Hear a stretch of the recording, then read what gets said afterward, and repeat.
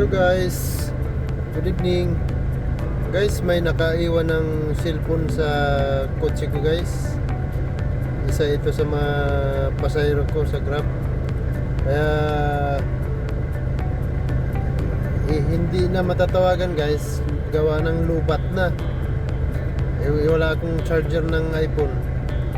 Kasi Android lang yung ginagamit ko guys Samsung. Ito walang charger kaya hindi ko ma-charge. Apple ito guys. Kaya ang gagawin ko nito, yung mga last na dalawa kong pasahero, pupuntahan ko na lang guys. Kasi kawawa naman kung hindi ko hindi maibalik sa may-ari itong cellphone ito.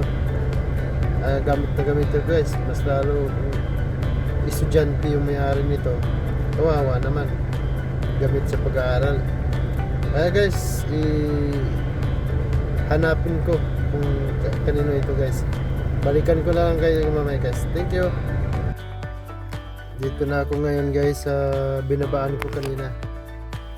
Hanapin natin guys kung dito ba yung may-ari.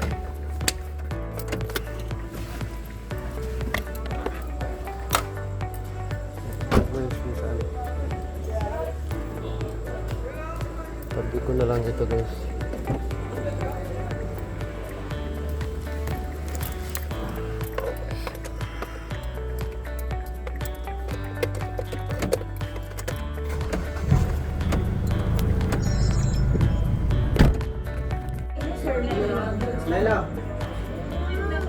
Ay na, inaantay ko rin kung tatawag. Hindi naman din tumawag sa akin.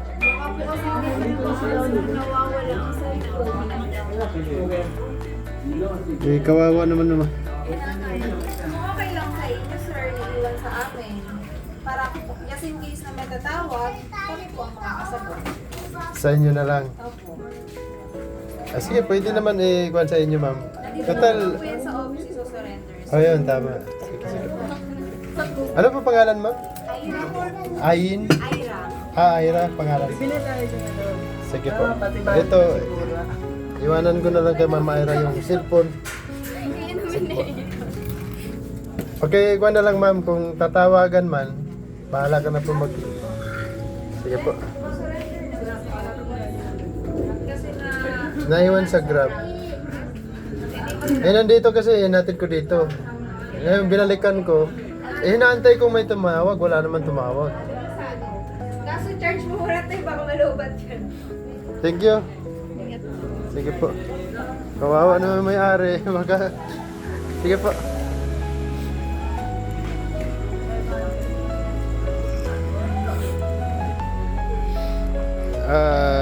Guys, iniwan ko po dito sa may Sanya Resort. Iniwan ko po yung cellphone sa counter mismo. Kasi dito po, kung sakaling tatawag man dito, hindi yung mismong resorts ng magsasawali. Okay? Thank you. Ayun guys, tumawag ko ang may-ari ng cellphone na iPhone. Kaya mabalik na sa kanya yung may-ari guys. Iniwan ko po sa counter ng resorts na pinuntahan ng guest pasahero ko po. Kaya kukuha niya. Thanks God na tumawag siya. At nasabi ko na nandun, iniwan ko po sa mismong counter ng resorts. Okay guys, thank you for watching. Bye bye.